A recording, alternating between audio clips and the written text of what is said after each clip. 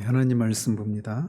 하나님 말씀 로마서 3장 9절에서 20절까지입니다. 로마서 3장 9절에서 20절까지 하나님 말씀이 이러합니다. 그러면 어떠하냐? 우리는 나으냐? 결코 아니라. 유대인이나 헬라인이나 다 죄 아래에 있다고 우리가 이미 선언하였느니라. 기록된 바 의인은 없나니 하나도 없으며 깨닫는 자도 없고 하나님을 찾는 자도 없고 다 치우쳐 함께 무익하게 되고 선을 행하는 자는 없나니 하나도 없도다. 그들의 목구멍은 열린 무덤이요 그 혀로는 속임을 일삼으며 그 입술에는 독사의 독이 있고 그 입에는 저주와 악독이 가득하고 그 발은 피 흘리는데 빠른지라. 파멸과 고생이 그 길에 있어 평강의 길을 알지 못하였고 그들의 눈앞에 하나님을 두려워함이 없느니라 함과 같으니라. 우리가 알거니와 무릇 율법이 말하는 말은 율법 아래에 있는 자들에게 말하는 것이니 이는 모든 입을 막고 온 세상으로 하나님의 심판 아래에 있게 하려 함이라. 그러므로 율법의 행위로 그의 앞에 의롭다 하심을 얻을 육체가 없나니 율법으로는 죄를 깨달음이니라. 아멘.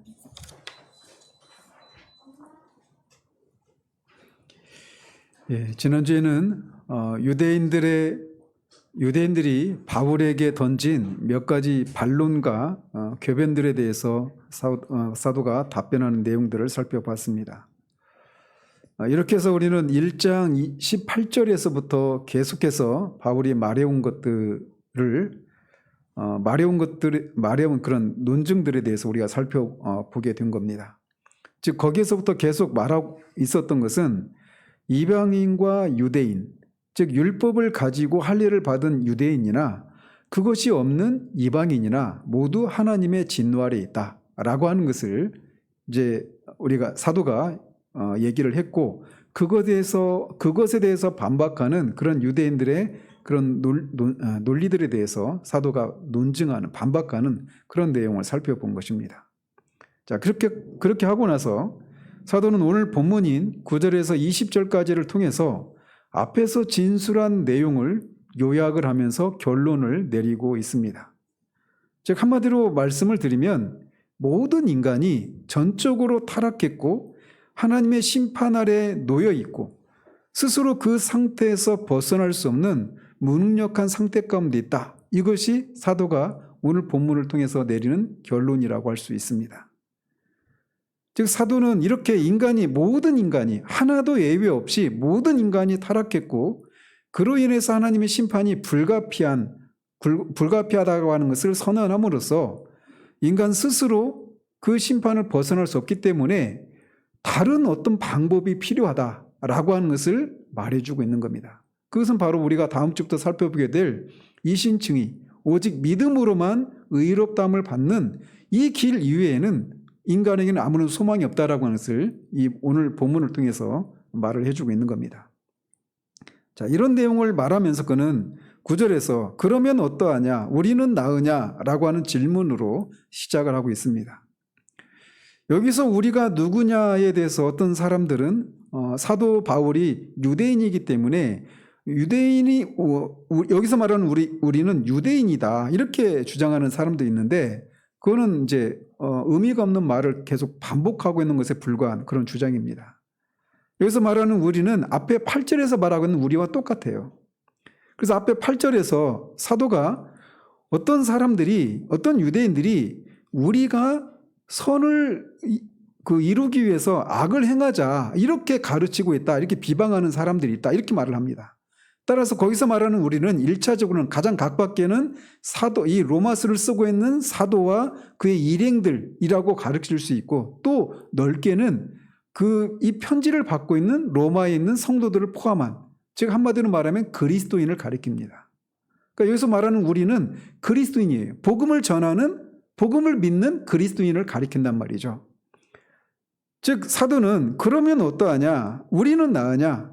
앞에서 사도가 유대인이나 이방인이나 하나님의 심판 아래 있다라고 하는 면에서 차별이 없다, 구별이 없다, 나은 것이 없다 이렇게 말을 했단 말이에요. 그러면서 이제 그러면 그리스도인인 우리는 그들보다 나으냐? 뭐가 우리에게는 어떤 이점이 있느냐? 이렇게 묻고 있는 거란 말이죠.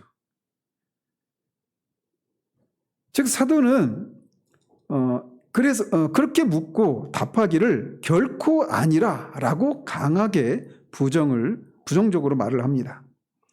즉 그리스도인인 우리도 유대인이나 이방인보다 나을 것이 전혀 없다라고 말을 하고 있는 거예요.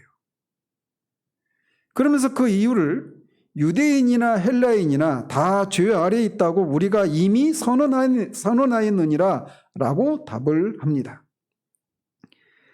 유대인이나 헬라인이나 다 죄 아래에 있다라면 우리 그리스도인도 죄 아래에 있는 것을 피할 수 없다라고 말을 하고 있는 거예요. 물론 이제 그 차이가 있죠. 근데 어떤 면에서 이렇게 얘기를 하고 있느냐면 그리스도인이라고 하는 우리도 다 유대인이거나 헬라인 중에 다 속해 있는 사람들이란 말이죠. 그래서 유대인이나 헬라인이나 다 하나님의 심판 아래 있다. 그런 면에서 차별이 없다. 하나님의 심판에서 어떤 특별한 대우를 받는 이런 것은 없다. 어떤 특권은 없다. 이렇게 말을 했다라면 유대인이거나 헬라인이었는데 그 중에서 믿고 그리스도인이 된 우리도 그런 면에서는 차이가 없다라는 겁니다. 왜? 우리는 유대인이나 헬라인 둘 중에 하나에 속하는 그런 사람들이기 때문에 그렇게 말을 하고 있는 거예요. 그런 면에서 우리가 그리스도인이 된 것은 믿지 않는 유대인과 헬라인과 어떤 특별한 것이 있어서 우리가 그들과는 다른 처지에 있게 된 게 아니라고 하는 것을 말해주고 있는 거예요. 즉 우리가 자랑할 것은 전적으로 하나님의 은혜이지 우리가 믿지 않는 유대인과 헬라인과 다른 무엇이 있어서 그런 것이 아니다라고 하는 것을 말해주고 있는 거예요. 그래서 최종적으로 사도가 말하고 있는 것은 모든 인간이 하나님의 심판에서 예외가 없이 다 심판 아래 있고 진노 아래 있다라고 하는 것을 말해주고 있는 겁니다. 다만 차이가 있다라면 그렇게 예수를 믿는 자와 믿지 않는 자의 결정적인 차이가 있다라면 우리를 하나님이 그리스도 안에서 하나님이 우리를 용서해 주시고 용서해 주셨다라고 하는 이것 말고는 그들과 우리가 구별되는 것이 하나도 없다라는 하는 것을 말해주고 있는 겁니다. 자, 그러면서 유대인이나 이방인이나 다 죄 아래에 있다 이렇게 말을 하는데 죄 아래에 있다라고 하는 것은 모든 사람들이 죄의 지배 아래에 있다. 죄의 영향권 아래에 있다. 죄의 명령 아래에 있어서 죄가 시키는 대로 할 수밖에 없는 죄의 노예들이다. 죄의 종들이다 라고 하는 것을 말해주고 있는 겁니다. 종은 주인이 시키는 것 이외에는 할 수가 없습니다. 그래서 모든 사람이 죄의 지배 아래에 있다. 죄의 종이다. 이 얘기는 모든 사람들이 죄가 시키는 대로 할 수밖에 없는 죄의 종들이다 라고 하는 것을 말해주고 있는 거예요. 그래서 죄라고 하는 상전으로부터 죄의 노예인 사람들이 피할 수 있는, 도망칠 수 있는 길은 없습니다. 누군가가 죄의 종들인 그 사람들이 아닌 누군가가 밖에서 그 죄의 종들을 해방시키시는 그런 일이 일어나기 전까지는 죄의 지배 아래서 벗어날 수 있는 일은 없단 말이죠. 자, 그러면서 그는 이제 10절에서 18절까지를 통해서 구약 성경을 인용하면서 인간이 전적으로 타락한 사실을 선언함과 동시에 그 타락상을 구체적인 어떤 양상들을 통해서 열거하고 있습니다. 그러면서 우리가 이런 사도의 논증을 통해서 한 가지 교훈을 받게 되는데 자칭 그리스도인이라고 하는 사람들 중에 성경이 말하는 대로 믿지 않고 있는 그런 사람들과 우리가 논쟁이 벌어졌을 때 우리가 취할 수 있는 최종적인 그런 방책이 무엇이냐면 말씀을 가지고 그들이 가지고 있는 생각들이 잘못되었다라고 하는 것을 입증하는 이런 방식이 우리에게 요구된다라고 하는 것을 보게 됩니다. 우리가 다 그런 사람이 되어야 합니다. 누구를 만나든지 믿지 않는 사람이든지 또 믿었지만 아직은 믿음이 연약한 사람을 우리가 세워주는 일에 있어서도 말씀을 가지고 그렇게 그들의 잘못된 생각을 입증하고 또 그들을 말씀으로 세워줄 수 있는 그런 사람으로 우리가 자라가야 하는 거예요. 그런 면에서 우리가 말씀을 배우고 알아가는 일에 열심을 내야 될 필요가 또 여기서도 발견할 수가 있는 겁니다. 자, 그러면서 먼저 그는 10절에서 12절까지를 통해서 죄 아래에 있는 인간에 대해서 보편적으로 진술을 합니다. 먼저 10절에서는 시편 14편 1절을 인용해서 의인은 없나니 하나도 없다라고 말을 합니다. 의인이라고 하는 말은 세상에서 우리가 종종 그런 얘기를 듣잖아요. 어떤 선한 일을 하고 어떤 다른 사람들이 하지 않는 의로운 일을 한 사람들을 가리켜서 우리가 의인이라고 하는 그런 용어를 쓰지 않습니까? 근데 거기서 성경에서 말하는 의인은 그런 개념이 아닙니다. 성경에서 말하는 의롭다라고 하는 것은 율법을 완벽하게 지키는 것을 가리키는 거예요. 그래서 율법을 어떤 흠이나 결점도 없이 완전 무결하게 지키는 것을 지켰을 때 그런 상태를 의롭다라고 말하는 겁니다.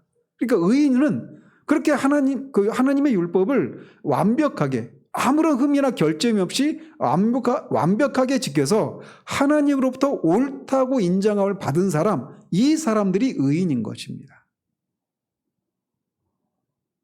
그런데 사도는 그렇게 율법을 완벽하게 지켜서 하나님으로부터 옳다고 인정을 받은 의인이 단 한 사람도 없다라고 말을 하고 있단 말이죠. 아담이 타락한 이후 단 한 사람도 하나님 앞에서 무죄하고 의로운 사람은 한 사람도 없습니다. 성경은 우리에게 그것을 말해주고 있어요. 인간은 모두 하나님과 율법이 요구하는 게 뭡니까? 우리 주님이 율법사에게 말해준 대답하신 것처럼 어느 계명이 가장 큽니까? 라고 그런 질문에 주님이 내 목숨과 마음과 목숨과 뜻을 다해서 주 너의 하나님을 사랑하고 내 이웃을 내 몸과 같이 사랑하라. 이것이 율법의 유학이라고 말하지 않습니까? 율법이 요구하는 게 그건데 그것을 완벽하게 지키는 것이 의로운 것이고 그런 사람은 의인 이렇게 말을 하는데 그런 사람이 아무도 없다라고 말을 하는 거예요. 그래서 성경은 우리에게 그것을 보여주고 있는 겁니다. 그래서 성경이 우리에게 말해주고 있는 것은 모든 인간이 하나님을 그렇게 전 존재를 다해서 사랑하고 이웃을 그렇게 우리 자신을 사랑하는 이 일에 있어서 성공한 사람이 단 한 사람도 없다라고 우리에게 말해주고 있는 거예요. 그렇기 때문에 우리들도 역시 이 의롭지 못한 사람들이고 모두 죄인이다라고 하는 결론에 도달할 수밖에 없는 겁니다. 이렇게 먼저 사도는 성경이 말하는 대로 의인은 단 한 사람도 없다라고 말을 하면서 인간이 전적으로 율법을 지키는 일에 무능한 존재라고 하는 것을 말해주고 있는 겁니다. 그러면서 이어서 그는 시편 14편 2절과 53편 3절을 인용해서 깨닫는 자도 없고 하나님을 찾는 자도 없다라고 말을 합니다. 사도가 여기서 깨닫는 자가 없다라고 말할 때 그 깨달음은 뭐에 대한 깨달음이냐면 하나님과 하나님께 속한 어떤 영적인 진리를 깨닫는 것을 말하는 것입니다. 비록 세상적인 일에 대해서는 깨닫고 분별할 수 있는 그런 지적인 능력이 있지만 하나님께 속한 영적인 진리에 대해서는 이해하지를 못하고 분별하지 못하는 그런 것을 깨닫지 못한다 이렇게 말을 하고 있는 거예요. 예를 들어서 모든 인간은 하나님에 대한 진리를 성경이 말하는 대로 알지 못합니다. 또 하나님을 알지 못한다는 얘기는 인간이 누구인가를 알지 못하는 결론에 도달하게 되어 있어요. 인간이 누구인가, 내가 누구인가를 아는 길은 나를 창조하신 창조자 하나님 앞에 섰을 때 비로소 우리가 누구인가를 알 수 있게 되는 것입니다. 따라서 하나님을 알지 못하기 때문에 인간에 대한 진리도 알지 못해요. 그리고 인간의 본질과 인간의 목적이 무엇인지도 알지 못하고 또 그렇기 때문에 인간이 원래 어떤 상태였고 또 지금은 하나님 앞에서 인간이 어떤 상태인가를 아는 지식도 없게 됩니다. 즉 한마디로 말해서 인간이 죄인이라고 하는 것을 알지 못한다는 겁니다. 그리고 죄인이기 때문에 하나님의 진노와 심판 아래 있다라고 하는 것도 알지 못합니다. 오히려 하나님의 심판과 진노에 대해서 얘기하면 완전히 시대착오적인 그런 얘기를 한다라고 하는 것처럼 불쌍하게 여기기까지 한단 말이죠. 하나님과 인간의 죄된 상태에 대해서 깨닫지 못하면 당연히 구원의 필요성도 깨닫지 못하고 어떻게 구원받는가에 대해서도 깨닫지 못하는 결과로 이어지게 되어 있습니다. 이게 성경이 인간의 상태에 대해서 말하고 있는 진리라는 거예요. 인간은 이렇게 하나님께 속한 영적인 진리들을 깨닫지 못하는 상태 가운데 있는 것입니다.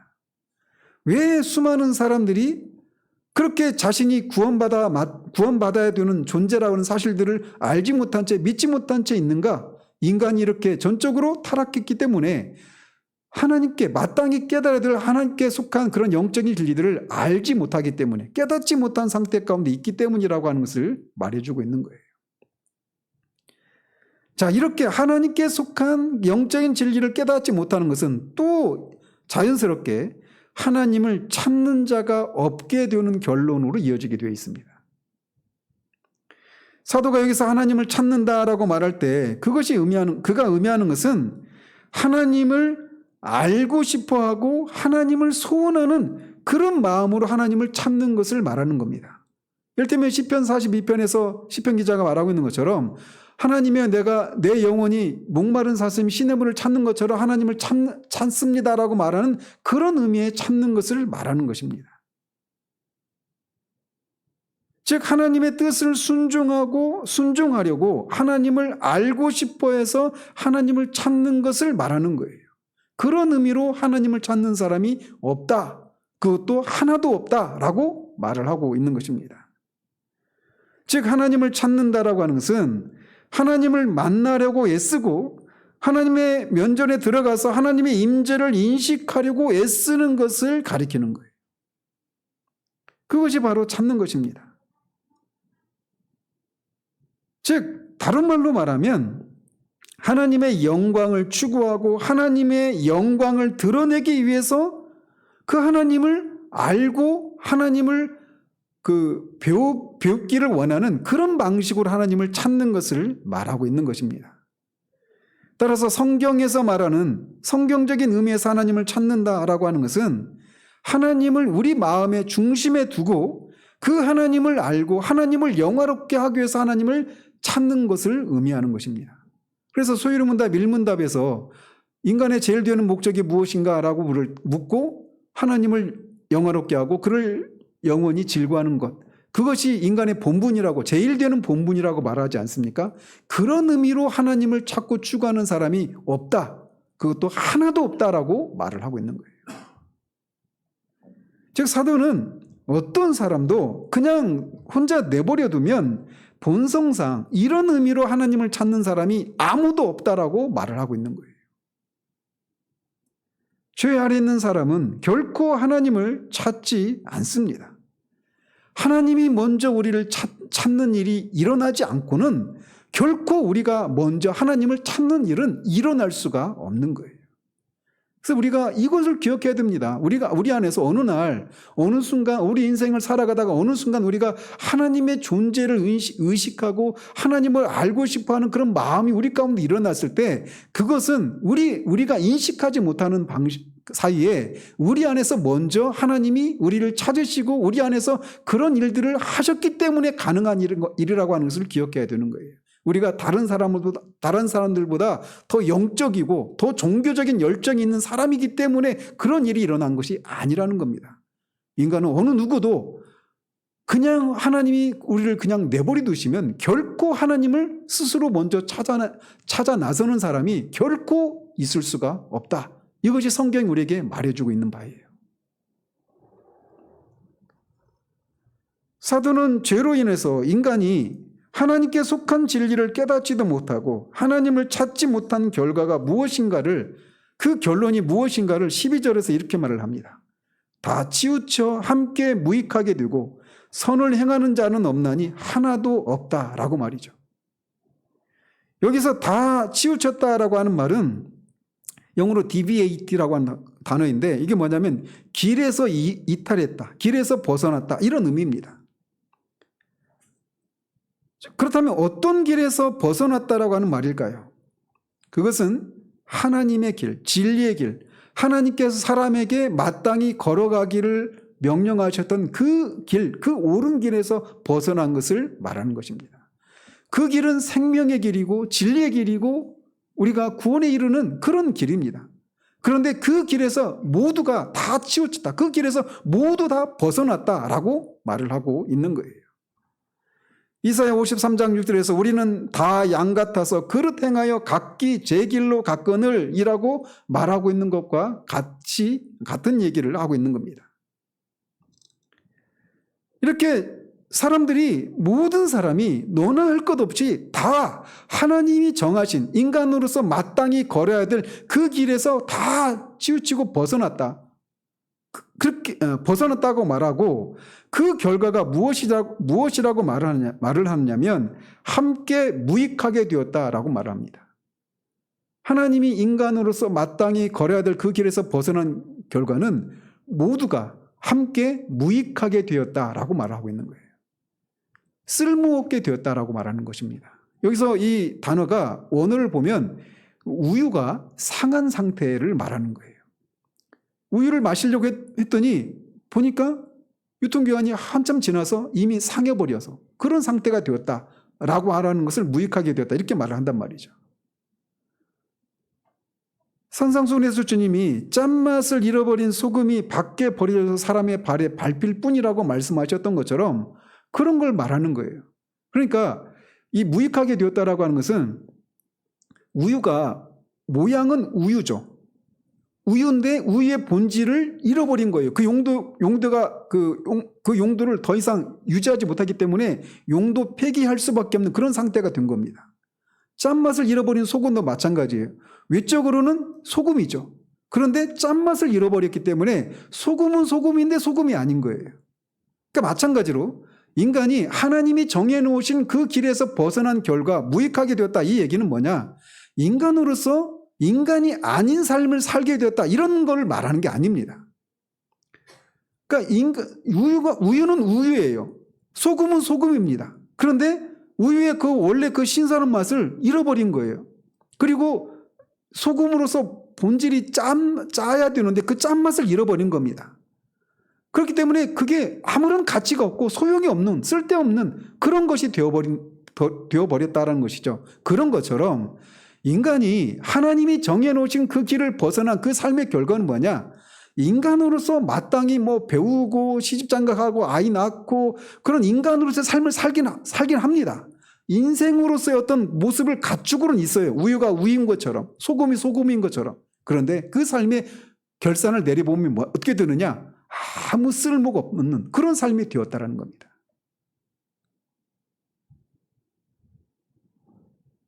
그것이 사람들이 열심을 내어서 자녀들 뒷바라지하고 그것을 위해서 뜨거운 여름에 고생하고 추운 겨울에 고생해서 그렇게 자녀를 양육하고 가족을 부양하고 그렇게 열심을 내서 나름대로 열심을 내서 살았는데 맨 마지막에 삶을 돌아볼 때 말할 수 없이 그런 공허함과 허무함이 몰려오는 이유가 뭐냐?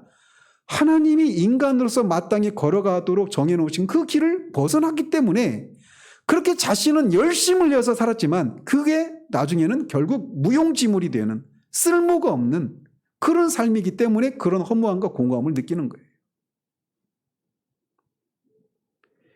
또한 사도는 선을 행하는 자는 없나니 하나도 없다라고 선언을 합니다. 여기서 말하는 선도, 앞에서 말한 의가 세상에서 말하는 의와 다른 것처럼 여기서 말하는 선도 다릅니다. 성경에서 말하는 선은 일반적으로 세상에서 말하는 그런 개념의 선이 아닙니다. 그래서 세상에서도 보면 선한 일을 하는 사람들이 있어요.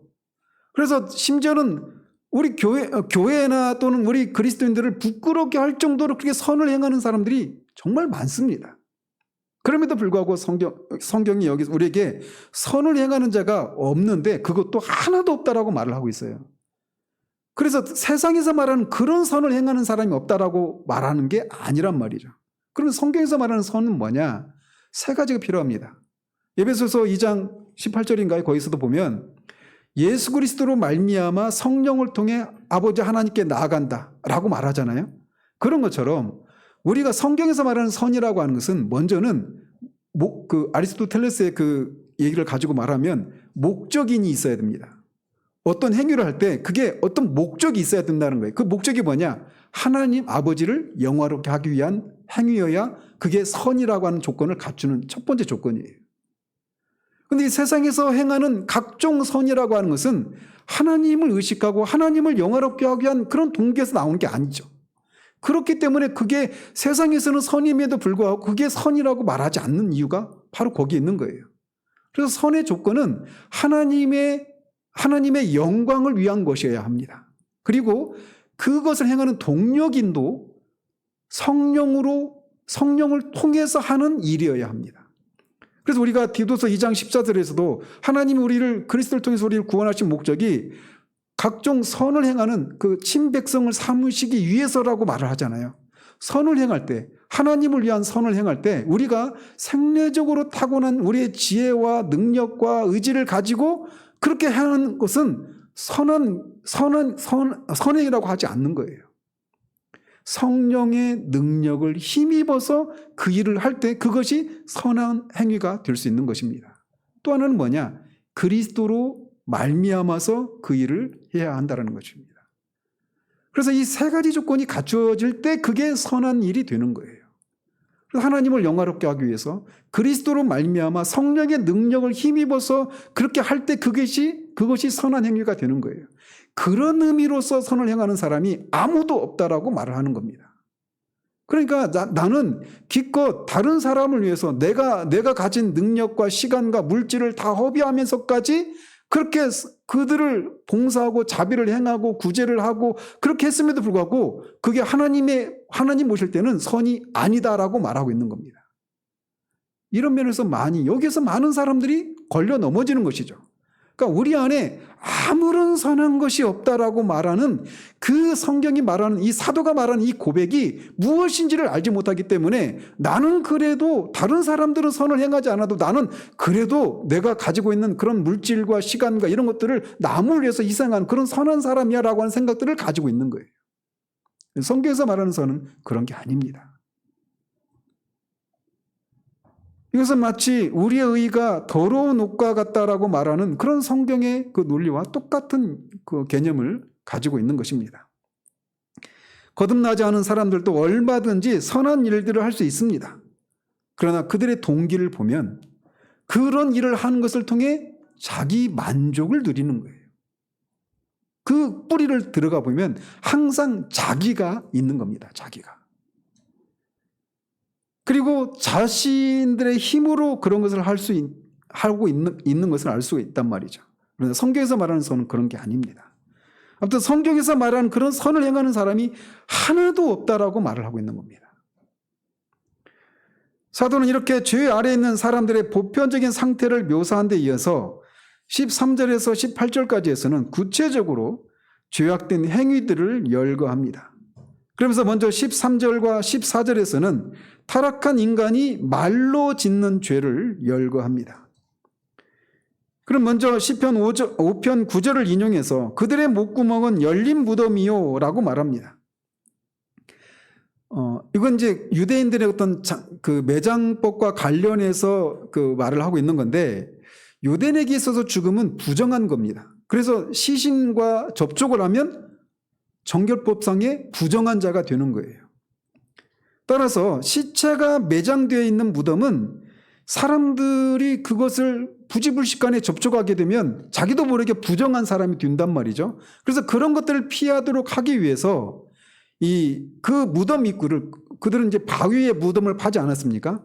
그 무덤 입구를 돌로 막아놓거나 또는 사람들이 거기가 무덤이라고 하는 것을 알 수 있도록 겉에다가 회로 회칠을 했어요. 그래서 사람들로 하여금 무덤에 접근해서 시신과 접촉해서 부정해지는 일을 방지하게 했단 말이죠. 그런데 간혹 오래되었거나 관리가 허술한 경우에 그 무덤을 막아놨던 이 바위나 이런 것들이 굴려져서 무덤이 열리는 경우가 있습니다. 그래서 무덤 안에 있는 시체가 썩는 냄새가 막 진동을 할 때가 있단 말이죠. 제가 어렸을 때 이장을 하는 것을 본 적이 있거든요. 근데 그 시체 뼈를 그러니까 오래된 그 묘에서 뼈만 남아있는 그런 무덤이란 말이에요. 근데 그걸 파헤치고 이제 이장을 하는데 그 뼈를 추스르는 것을 이제 막 가까이서는 못 보고 좀 떨어져서 이제 보고 있었는데 그래도 한 10여 미터 이상은 떨어졌단 말이죠. 근데 거기서 그 시체 썩는 냄새가 얼마나 역하고 막 토가 나올 정도로 그렇게 막 그런 냄새가 나더라고요. 우리 좀 이따 점심 먹어야 되는데 이 무덤이라고 하는 게 그런 곳이에요. 그런데 그들의 목구멍이 열린 무덤과 같다. 이렇게 말을 하고 있는 겁니다. 즉, 죄 아래에 있는 사람들의 목구멍을 열린 이렇게 역겹고 구토가 나올 정도로 끔찍한 열린 무덤과 같다. 이렇게 말하고 있는 것은 죄 안에 있는 사람들의 언어 생활이 마치 이렇게 열린 무덤이 계속해서 악취를 뿜어내는 것처럼 그렇게 사람들에게 역겹고 고통을 주는 그런 그런 말을 뿜어낸다라고 하는 것을 말해주고 있는 거예요. 그리고 이어서 그 혀로는 속임을 일삼는다라고 고발을 합니다. 이 말은 사람들 앞에서는 그를 칭찬하고 막 만나서 반가운 것처럼 온갖 그런 말로 그렇게 얘기를 하고 뒤로 돌아서서는 막 흉을 보고 그에 대해서 험담을 하고 이런 것을 말하는 거예요. 예배 드리고 끝나고 나서 목사님 말씀의 은혜를 많이 받았습니다 하고 집에 돌아가서는 뭔 설교 이렇게 길어 한 얘기 또 하고 이렇게 하는 것과 같은 거예요. 오늘부터는 그거 못하겠죠. 그러니까 앞에서 하는 말과 뒤로 돌아서서 하는 말이 다른 그런 언어 생활을 가리키는 겁니다. 사실 우리가 세상에 나가보면 이런 것들을 날마다 목격합니다. 사람들 앞에서는 다 친절한 척, 그를 인정하고 그와 만난 것이 반가운 척 막 그렇게 얘기를 하고는 뒤로 돌아가서는 온갖 험담과 막 그런 얘기를 하는 거 이런 것을 우리는 수도 없이 봐요. 직장생활을 하는 분들은 더 그걸 볼 겁니다. 우리가 말단에 있을 때는 잘 못 보는데 위로 올라가면 올라갈수록 어때요? 막 승진을 하려고 하는 그 입구가 작으니까 문이 좁으니까 서로 간에 얼마나 그런 치열하게 막 이 온갖 그런 암투를 벌입니까? 저는 이제 그런 거에 관심이 없다 보니까 뭐 그런 걸 제가 직접 경험한 건 없는데 뻔히 보이더라고요. 막 그런 본부장급에 있는 사람들이 서로 막 친절한 척 막 얘기하고 악수하고 막 웃고 막 그러는데 알거든요. 평상시 그들이 서로 얼마나 라이벌 관계에 있어서 얼마나 험담을 하고 막 그렇게 하는지. 근데 어쨌든 여기서 말하고 있는 것은 이 어떤 그 언어 생활의 이중성을 지적하고 있는 거예요. 그래서 혀로 계속해서 속이는 말을 한다라고 하는 것은 그 마음이 결국 거짓되다라고 하는 것을 드러내는 것이겠죠. 그리고 그 입술에는 독사의 독이 있다라고 말을 하는데 이거는 이제 143편 3절을 인용한 것인데 원문에 보면 독사들의 독이 되어 있다, 독이 있다 이렇게 말을 하고 있습니다. 그래서 한 마리의 독사가 가진 독만 가지고도 사람이 여기서 말하는 독사는 코브라를 가리킵니다. 그러니까 코브라의 그 독에 우리가 코브라에 물려서 그 독이 우리 몸에 들어가면 그냥 즉사하잖아요. 그런데 한 마리가 아니라 여러 마리의 독사들의 그 독이 사람들의 입술에 들어있다라고 말을 하고 있는 거예요. 다시 말해서 하나님을 떠나 있는 자들의 사악한 언어가 사람들에게 얼마나 치명적인가를 강조하고 있는 겁니다. 전적으로 부패한 사람들은 언제나 타인의 인격을 죽이는 그런 도구로 가득하다라고 말을 하고 있는 거예요. 이렇게 사도는 목구멍, 혀, 입술, 그러니까 안에서부터 이렇게 나오는 거죠. 목구멍, 혀, 입술, 이렇게 발성경환을 구체적으로 안에서부터 밖으로까지 이렇게 언급함으로써 악인이 하나님의 선물인 언어를 이렇게 인간을 죽이고 파멸시키는 그런 일로 삼고 있다라고 하는 것을 보여주고 있는 겁니다. 근데 이런 것들이 다 어디서 나온다라고 말을 하냐면 사람의 마음으로부터 나오는 거예요. 그래서 말을 들어보면 그 사람이 어떤 사람인가를 알 수가 있는 것입니다. 그리고 14절에서는 그 입에는 저주와 악독이 가득하다라고 고발을 합니다. 이건 역시 앞에 그 13절에서 나오는 언어 생활의 부패한 양상을 다시 한번 강조하고 있는 표현인데 시편 7절을 인용하고 있는 겁니다. 그래서 이 원문의 뉘앙스를 살려서 이것을 다시 번역하면 저주와, 그러니까 그 입에는 저주와 증오 혹은 분노가 계속해서 가득 차 있다라고 말을 하고 있는 거예요. 그냥 한번 그 분노와 악이 들어있다, 증오가 들어있다 이게 아니라 그런 상태가 계속해서 가득해 있다라고 말을 하고 있는 겁니다.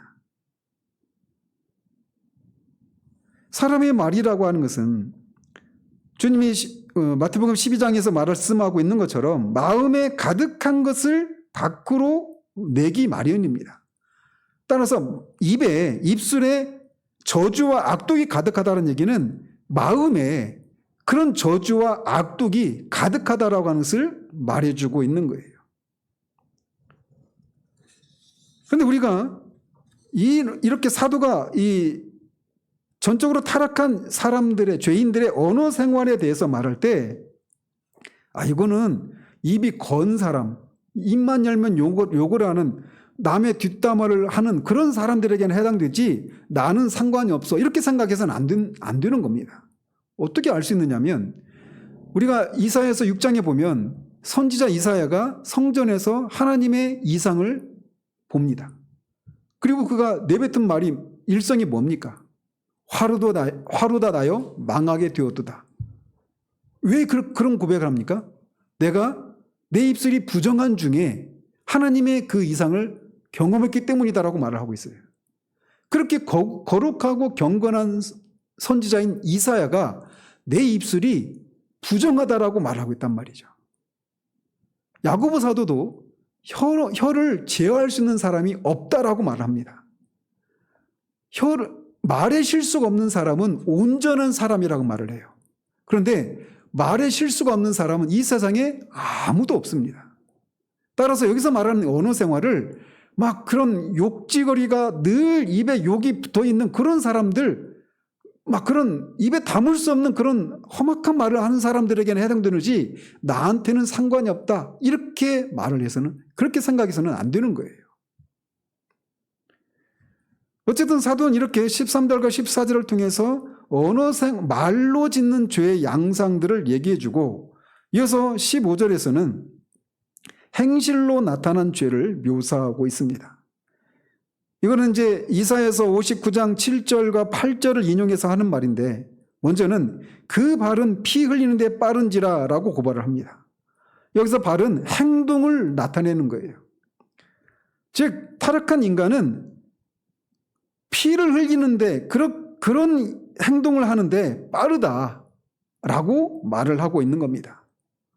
이건 뭘 보면 알 수 있느냐면 우리가 지나온 인류의 역사를 돌아보면 그거를 알 수가 있는 거예요. 인류 역사 중에 전쟁이, 크고 작은 전쟁이 없었던 날들이 거의 없다고 하지 않습니까? 하루에도 이렇게 무고한 자의 피를 흘리는 이런 끔찍한 범죄들이 안 일어난 날이 단 하루도 없습니다. 인류 역사 가운데. 가인이 아벨을 그렇게 죽인 이후에 인간의 역사는 피로 점철된 역사였습니다. 불신자인 볼테르마저도 인류의 역사를 돌아보면 이렇게 모든 피의 역사였다라고 그렇게 고백할 수밖에 없었던 것처럼 타락한 인간은 이렇게 피를 흘리는데 빠른 그런 삶을 산다라고 말을 하고 있는 겁니다. 피를 흘리는데 빠른 이런 발은 타인을 불행하게 하는데 그치는 것이 아니라 파멸과 고생이 그 길에 있다라고 말을 합니다. 여기서 말하는 그 길은 바로 앞에서 언급한 피를 흘리는데 빠른 그 길을 가리키는 거예요. 그 길을 가면 결국 자신을 파멸과 비참하게 이르게 한다라고 말을 하고 있는 겁니다. 또 평강의 길을 알지 못하였고라고 고발하는데 이건 역시 타락한 인간은 하나님과의 평화에서 오는 평강을 누리지 못한다라고 하는 것을 지적하고 있는 겁니다. 이사야서 48장 22절에서 말하고 있는 것처럼 악인에게는 결코 평강이 없습니다. 왜? 하나님과 관계가 회복되기 전까지는 우리에게는 결코 평강이라고 하는 것이 있을 수가 없단 말이죠. 평강을 원하지만 평강을 누릴 수가 없어요. 왜? 하나님과 원수 관계 가운데 있기 때문에. 하나님과 화목을 이루기 전까지는 결코 평강을 누릴 수가 없는 겁니다. 자, 그러면서 18절에서는 그들의 시편 36편 1절을 인용해서 그들의 눈앞에 하나님을 두려움이 없느니라 라고 말을 합니다. 그러면 이게 뭐냐? 앞에서 열거한 여러 가지 죄악의 근본적인 원인이 뭐냐? 그들이 하나님을 두려워하지 않기 때문에 그런 각종 불의를 행한다라고 말을 하고 있는 거예요. 그래서 앞에 1장 18절에서 하나님의 진노가 하늘로부터 나타났는데 누구를 향해 나타났다고 말을 하냐면 불경건함과 불의를 향해서 나타났다라고 말을 하고 있어요. 즉 모든 불의는 하나님을 향한 불경건함, 하나님을 향한 두려워하지 않는 거기에서 모든 각종 죄들이 나온다라고 앞에 1장 18절에서 말했던 것처럼 여기 3장 18절에서 다시 그것을 언급하고 있는 겁니다. 앞에서 인용한 모든 그 불의한 일들이 결국 하나님을 그들이 두려워하지 않는 것에서 일어나는 일이다라고 말을 하고 있는 겁니다. 세상에 일어나는 모든 악행이 그 악행의 근본적인 이유는 이렇게 하나님을 두려워하지 않는 것. 살아계시고 지금도 천지를 창조하셨을 뿐만 아니라 지금도 세상을 섭리하시는 하나님을 두려워하지 않는 그런 것에서 각종 불의와 악행이 벌어지고 자행되고 있다라고 말을 하고 있는 것입니다. 자, 그러면서 사도는 1장 18절에서부터 앞에 3장 18절까지 해서 말한 내용들을 19절과 20절을 통해서 요약하며 결론을 내립니다. 아무래도 제가 이 내용은 다음 주에 한번 조금 더 살필 필요가 있을 것 같은데 먼저 오늘 좀 간략하게 살펴보면 19절 20절 이렇게 되어 있습니다. 우리가 알거니와 무릇 율법이 말하는 바는 율법 아래 있는 자들에게 말하는 것이니 이는 모든 입을 막고 온 세상으로 하나님의 심판 아래에 있게 하려 함이라. 그러므로 율법의 행위로 그의 앞에 의롭다 하심을 얻을 육체가 없나니 율법으로는 죄를 깨달음이니라 라고 말을 합니다. 자, 먼저 여기서 19절에서 말하는 율법이 말하는 바는 이라고 말할 때 그 율법이 뭘 말하느냐 라고 할 때 모세오경을 가리킨다 라고 말하는 사람도 있고 구약성경 전체를 가리킨다 라고 말하는 사람도 있습니다. 그런데 구약성경 전체를 가리키는 그런 표현이라고 보는 것이 합리적입니다. 왜냐하면 10절에서 18절까지 해서 사도가 지금 인용하고 있는 것은 뭘 인용하고 있는 거냐면 모세오경이 아니라 시편과 이사야 말씀을 선지서를 인용하고 있단 말이죠. 그래서 율법이라고 말할 때 모세오경만 가리키는 것이 아니라 구약성경 전체를 가리켜서 사용하는 경우도 있단 말이죠. 따라서 여기서는 이제 구약성경 전체를 가리키는 것을 보는 것이 합리적인데 그 율법이 율법 아래에 있는 자들에게 말하는 것이다라고 말을 합니다. 그런데 여기서 율법 아래에 있는 자들이라고 하는 것은 또 단지 유대인만을 가리키는 것이 아닙니다. 왜 이렇게 말할 수 있느냐? 바로 그 뒤에 보면 모든 입을 막고 온 세상으로 하나님의 심판을 있게 하려 함이라고 말하고 있지 않습니까? 여기서 말하는 모든 입은 그리고 온 세상은 유대인의 모든 입, 유대인만의 세상을 가리키는 게 아닙니다. 말 그대로 모든 사람들의 입이에요. 그리고 온 세상을 가리키는 겁니다. 왜냐하면 앞에 2장 14절과 15절에서 우리가 살폈듯이 이방인도 양심이라고 하는 마음의 율법을 하나님으로부터 받았기 때문에 그래요. 그래서 율법 아래 있는 자들에게 말하려고 하는데 이제 두 가지 목적으로 율법 아래 있는 자들에게 말한다라고 말을 하고 있어요. 그래서 율법 아래 있는 자들에게 율법이 두 가지를 말하려고 하는데 그 두 가지가 뭐냐는 이제 바로 살펴보도록 하고, 먼저 여기서 율법 아래 있는 자들이라고 하는 게 뭘 의미하느냐라는 겁니다. 율법 아래 있는 자들이라고 하는 것은 뒤에 6장 14절을 참조하면 이해가 됩니다. 6장 14절에 보면 이렇게 되어 있어요. 죄가 너희를 주장하지 못하리니 이는 너희가 법 아래 있지 아니하고 은혜 아래 있음이라, 이렇게 말을 합니다. 즉 사도는 여기서 그리스도인들은, 신자들은 더 이상 죄의 지배를 받지 않고 있다, 죄가 다스리지 못한다, 이렇게 말하고 있어요. 그러면서 그 이유를 뭐라고 말을 하냐면 법이 너희를 뭐라고 말합니까? 법 아래에 있지 않고, 너희가 법 아래에 있지 않고 어디 아래에 있다? 은혜 아래에 있다, 이렇게 말을 하고 있어요. 여기서 말하는 법 아래에 있다, 은혜 아래에 있다, 이 얘기는 법의 통치를 받는 영역이 있다, 또는 은혜의 통치를 받는 영역이 있다, 이런 의미로 사용하고 있는 겁니다. 그러니까 율법 아래에 있다라고 하는 얘기는 율법의 지배를 받고 있다라고 하는 것을 말하는 거예요. 그러니까 그런 면에서 성물화된 율법을 받은 유대인뿐만 아니라 양심이라고 하는 마음의 율법을 받은 이방인도 율법의 지배를 받고 있는 면에서는 똑같습니다. 그러니까 율법이 요구하는 대로, 율법이 이걸 해라, 마음의 율법이든 기록된 율법이든 율법이 하라 또는 하지 말라라고 하는 이 지배를 받고 있는 상태 가운데 있다는 거예요. 이걸 또 얘기하려면 죄가 너희를 지배하지 못한다, 주장하지 못한다는 얘기는 죄가 너희를 지배하지 못한다, 통치하지 못한다, 이런 의미예요. 근데 죄가 신자들을 지배하지 못하는 이유가 뭐라고 말을 하고 있느냐면 너희들이 법 아래 있지 않기 때문에 이렇게 말하고 있는 거예요. 그러니까 율법은 죄가 사람들을 지배하는 통로는 이래요. 율법을 통해서 죄가 우리를 지배하는 겁니다. 그러니까 율법이 우리에게 이걸 해라 또는 이걸 하지 말라, 이렇게 우리에게 명령을 하고 우리는 그 법 지배 아래 있기 때문에 그것에 절대적으로 순종해야 되는 거예요. 그런데 우리가 알다시피 이방인이든 유대인이든 마음의 율법이든 또는 성물화된 기록된 율법이든 그 율법이 우리에게 명령하는 것을 수행할 수가 없단 말이에요. 율법을 어기면 뭐라고 말합니까? 그게 바로 죄예요. 그게 바로 죄란 말이죠. 그렇기 때문에 죄의 지배를 받지 않는 길은 뭐냐면 우리가 율법의 지배에서 벗어나는 거예요. 그래서 근데 신자들은 율법의 지배에서 벗어난 사람들이라고 성경이 우리에게 말해주겠단 말이죠. 어떻게? 우리가 그리스도와 함께 십자가에 못 박힐 때, 그때 의문에 쓰인 증서를 십자가에 못 박고 우리가 그리스도와 함께 죽었단 말이에요. 그래서 죄에 대해서 죽어버렸습니다. 그래서 죄가 더 이상 우리를 지배할 수가 없어요. 우리가 율법의 지배 아래 있지 않기 때문에 그 율법을 통해서 우리를 지배했던 죄가 우리를 더 이상 지배할 수 없게 되는 상태가 되었단 말이죠.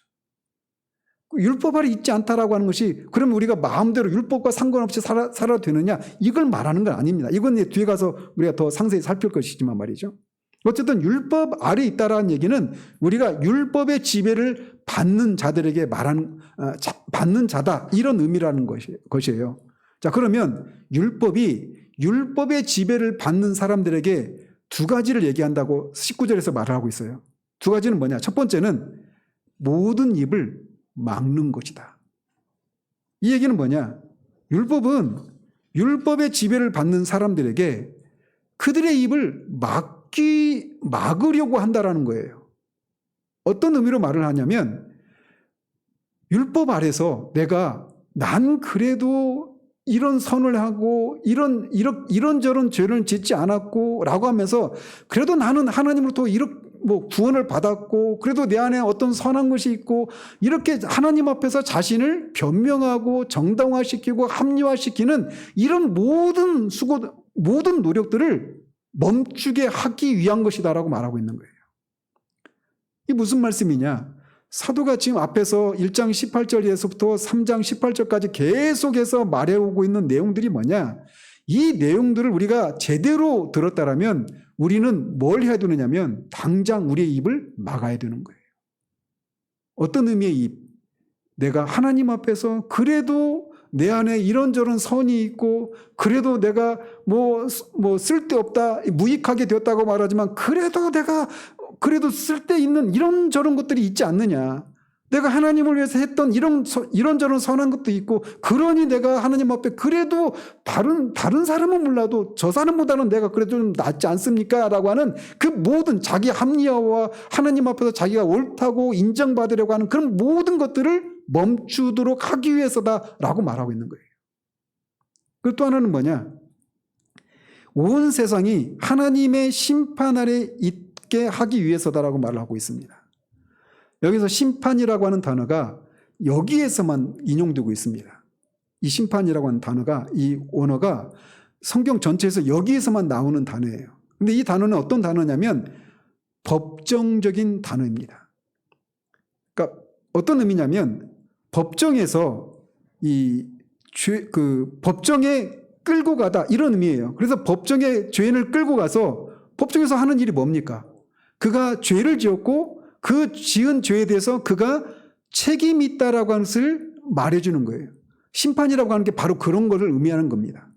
그러니까 율법이 주어진 목적이 두 번째 목적이 뭐라고 말하고 있느냐면 온 세상이 즉 모든 사람이 하나님의 법정에서 죄에 대한 책임이 있는 자라고 하는 것을 율법이 말하고 있다라고 말을 해주고 있는 거예요. 사도가 여기서 심판이라고 하는 이 단어가 법정적인 용어인 심판이라고 하는 단어를 사용하고 있는 것에 대해서 우리가 주목을 해야 됩니다. 왜? 이 개념을 이해하지 못하면 이제 21절에서부터 말하고 있는 이신칭의에 대해서 이해를 못하게 되는 거예요. 우리가 예수 그리스도를 믿음으로 우리가 의롭다함을 받는다라고 하는 것을 이해하기 위해서는 사도가 말하고 있는 여기서 인용하고 있는 심판이라고 하는 개념이 지극히 법정적인 용어인데 특별히 그가 죄를 지은 것에 대한 책임을 지는 차원에서의 의미라고 하는 것을 기억할 필요가 있는 거예요. 우리가 원죄의 결의를 배웠지 않습니까? 원죄의 결과 우리는 원죄에 대한 책임과 또 원죄의 오염의 상태로 모든 인간이 태어난다고 말을 하지 않습니까? 그래서 죄에 대한 책임이 있고 또 죄에 대한 오염도 우리가 가지고 있단 말이에요. 그런데 사도가 여기서 죄에 대한 오염의 문제를 여기서 지금 다루고 있는 거 아닙니다. 앞에서 열거한 여러 가지 불경건과 그 불경건함으로 말미암아 초래되는 여러 가지 불의를 행한 것에 대한 책임을 져야 되는 책임을 지도록 사람들을 하나님의 법정에 세우도록 하기 위해서 율법이 주어졌다라고 말을 하고 있는 거예요. 따라서 이신칭의 복음은 그 사람의 내면이 죄의 오염으로 오염되어 있는 그 죄의 오염의 문제를 해결해 주는 그런 의미가 아니라는 겁니다. 그가 지은 죄에 대한 하나님께 그가 지은 죄에 대한 책임을 면제시켜 주는 것과 관련된 것이라는 거예요. 이게 어떤 의미냐면 우리가 나중에 보면 예수님을 믿으면 우리가 의롭게 되고 구원을 받지 않습니까? 근데 문제는 여전히 우리가 죄의 오염된 상태 가운데 있어서 우리 자기를 부인하고 죄를 죽이는 일들을 끊임없이 행해 나가야 돼요. 그것도 구원의 과정입니다. 그런데 이거는 이신칭의와는 상관이 없는 거예요. 이거는 성령과 상관이 있는 겁니다. 우리는 분명히 죄를 죽이는 일들을 해야 돼요. 그리고 우리 내면이 점점 더 거룩해지고 의로워지는 그런 일들을 행해 나가야 합니다. 그리고 가장 뿌리인 근본인 우리의 자아를 죽이는 일도 해야 돼요. 그런데 지금 사도가 여기서 다루고 있는 것은 그런 것을 다루고 있는 것이 아니라 죄에 대한 책임의 문제를 다루고 있다는 겁니다. 이거를 이해하지 못하면 우리가 예수님을 믿고 그 의롭다함을 받고 우리가 구원을 받았다라고 말하는데 구원받은 이후에 짓는 여러 가지 죄를 짓는 것들을 보면서 그리고 그런 것을 행하게 만드는 내 안에 있는 그 근본적인 뿌리, 그 견고한 진과 같은 자아가 도사리고 있다라고 하는 것을 알게 됐을 때 이런 내가 어떻게 구원을 받았다고 말할 수 있느냐라고 탄식하는 이유가 이것을 이해하지 못한 데서 나오는 거예요. 이신칭의는 죄에 대한 책임과 관련된 겁니다. 하나님과 우리 사이에 우리가 죄를 지었기 때문에 하나님과 우리 사이에 우리가 하나님께 대해서 책임을 져야 돼요. 죄에 대한 책임을 지는 그 문제를 하나님이 해결해 주신 것과 관련된 것이 이신칭이란 말이에요. 아시겠죠? 이거를 아는 게 굉장히 중요합니다. 이제 다음 주도 우리가 내용을 더 상세히 살피게 되겠지만 이거를 알지 못하기 때문에 구원받았음에도 불구하고 하나님으로부터 죄 용서를 받고 아까 말한 것처럼 의롭다고 여김을 받는 것이 우리가 하나님의 율법을 완벽하게 지켜서 하나님으로부터 옳다 여김을 받는 것이지 않습니까? 그래서 죄에 대한 책임을 우리가 더 이상 지지 않아도 돼요. 근데 어떻게 그게 가능해요? 우리를 대신해서 예수님을 통해서 하나님이 그 죄에 대한 책임의 문제를 다 해결해 주시기 때문이란 말이죠. 그런데 그거를 우리가 온전히 이해하지 못하면 내가 여전히 불경건하고 이런저런 죄를 짓고 있고 여전히 자아가 도사리고 있고 이런 연약한 가운데 있는데 어떻게 이런 내가 구원받은 사람이라고 할 수 있느냐라고 하는 그런 그렇게 생각하면서 영적인 침체에 빠지는 일이 일어나는 이유가 뭐냐? 이 개념을 이 심판이라고 하는 개념이 지극히 죄에 대한 책임을 묻도록 하나님의 법정에 세워놓은 것 이걸 의미한다라고 하는 것을 이해하지 못한 데서 나오는 거예요. 이신칭의는 우리의 내면의 문제가 아니라 우리의 죄에 대한 책임을 다루는 것이라고 하는 것을 기억할 필요가 있습니다. 자, 그러면서 20절에서 결론적으로 사도는 그렇기 때문에 율법의 행위로는 하나님 앞에 의롭다 하심을 얻을 육체가 없다라고 말을 합니다. 즉 율법을 하나님이 주신 목적은 우리가 그것을 지켜서 의롭다함을 받도록 하기 위해서 우리에게 주신 것이 아니다라는 거예요. 그럼 왜 주셨느냐? 율법은 우리를 죄가 무엇인가를 깨닫도록 하기 위해서 우리에게 주어진 것이다 라고 말하고 있단 말이죠. 그 율법이 우리에게 뭐라고 말하느냐? 우리가 불경건하고 불의를 행한 그런 사람들이어서 하나님 앞에서 더 이상 우리의 입을 열어서 하나님 앞에 이런저런 우리를 정당화시키고 합리화시킬 수 있는 하나님 앞에 내가 그래도 이런 것이 있지 않습니까? 라고 말할 수 있는 그런 일들을 중단할 수밖에 없도록 하기 위해서 우리에게 주어졌다라고 말하고 있어요. 그 율법이 우리가 하나님의 심판 아래 있다. 그래서 죄에 대한 책임을 져야 되는 존재다라고 말을 하고 있는 것입니다. 이것이 우리의 실상입니다. 저와 여러분들의 실상이에요. 단 한 사람도 하나님 앞에 의로운 사람이 없습니다. 단 한 사람도 스스로 하나님을 찾는 사람이 없어요. 하나님이 먼저 우리를 찾아오시는 일이 일어나기 전까지는 결코 우리가 스스로 찾아낼 수가 없습니다. 전도서에서 말하고 있는 것처럼 나무나 부구나 쓰러지면 그냥 그대로 있느니라 라고 말하고 있는 것처럼 그 쓰러진 나무를 누군가가 일으켜 주기 전까지는 쓰러진 나무가 세워지는 일이 일어날 수 없는 것처럼 우리가 하나님이 우리를 먼저 사랑하시고 우리를 찾아오시는 일이 일어나기 전까지는 우리가 하나님을 찾아 나설 수 있는 일이라고 하는 것은 있을 수가 없다라고 말하고 있는 거예요.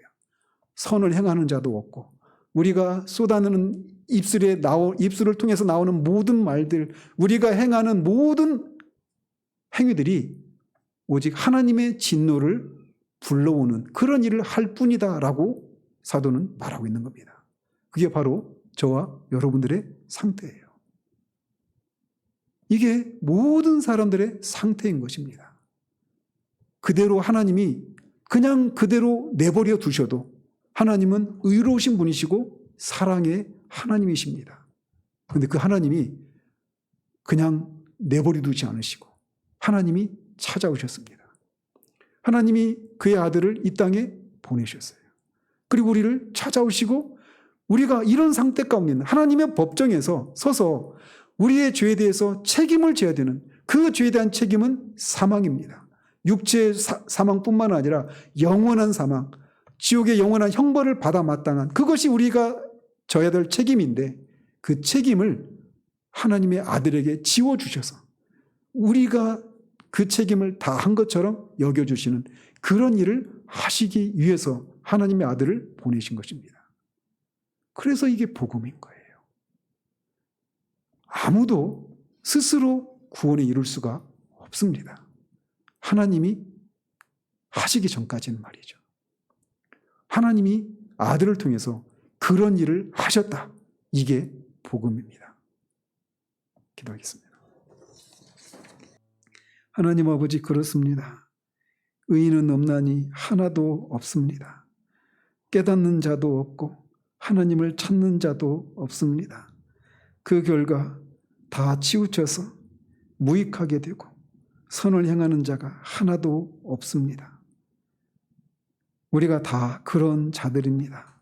말로, 생각으로, 행동으로 수없이 많은 불의를 행하고 그래서 결국 하나님의 법정 앞에 서서 더 이상 우리 자신에 대해서 변명하거나 정당화시키고 합리화시키고 하나님으로부터 용서를 받을 수 있는 그런 모든 노력들을, 모든 그런 말들을 멈출 수밖에 없는 것이 우리들임을 주님 앞에 고백을 드립니다.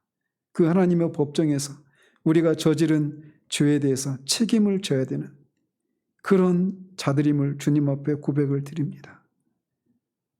거기에서 우리가 무엇으로, 그 어떤 것으로 그 심판대에서 벗어날 수 있겠습니까?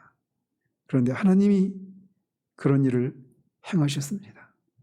아들을 이 땅에 보내시고 우리가 져야 될 그 책임을 아들에게 십자가에서 지우시고 그 아들과 함께 우리를 십자가에서 죽게 하셔서 율법이 요구하는 것을 이루신 것을 통해 죄에 대한 책임을 면하게 하신 하나님의 크신 은혜를, 하나님의 지혜를 찬양을 드리며 감사를 올려드립니다.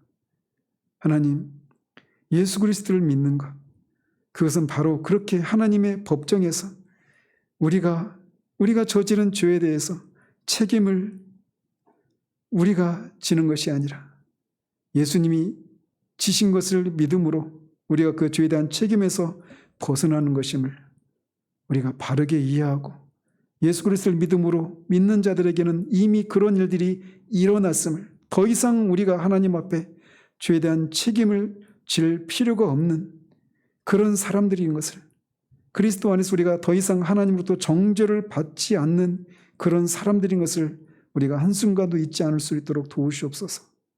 우리 안에 여전히 죄의 오염의 상태들이 남아있고 그로 인해서 죄를 짓고 있고 또 우리 안에 그 죄를 짓게 만드는 근본적인 뿌리인 자아가 남아있음에도 불구하고 죄에 대한 책임이 그리스도로 말미암아 우리가 완전히 면제되었음을 하나님 기억하고 우리가 죄를 짓고 자아의 목소리에 귀를 기울여서 하나님 앞에 이런저런 죄를 짓고 실패를 할 때에도 우리가 그것이 하나님 앞에 우리가 죄인으로 서는 것이 아닌 것을 기억하고 그리스도의 십자가를 인해서 하나님 앞에 그럼에도 불구하고 담대하게 나아갈 수 있는 데까지 나아가는 우리들 될 수 있도록 도와주시기를 원합니다.